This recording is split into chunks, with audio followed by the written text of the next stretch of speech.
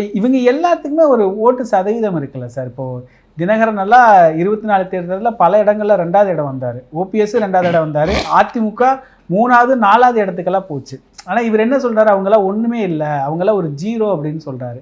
இப்படி எல்லாத்தையுமே அவர் நீக்கிக்கிட்டே இருக்க முடியுமா? அதை தான் அவரை நீக்க போகிறாங்க. புரியுதா? எல்லாத்தையும் நீக்கிற அவரே நீக்கிட்டா புரியுதா? அந்த மாதிரி தான் தூக்கிடுவாங்க, கட்சியை விட்டு தூக்கிடுவாங்க. திருப்பி சேலத்தில் தான் செட்டில் ஆகணும் அவர்.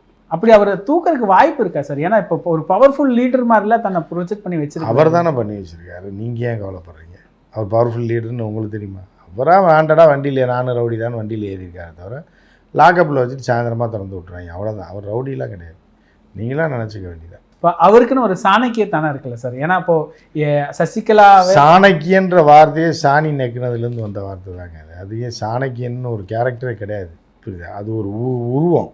அதனால் சாணக்கியன்ற வார்த்தையை வந்து நீங்கள் பயன்படுத்தாது.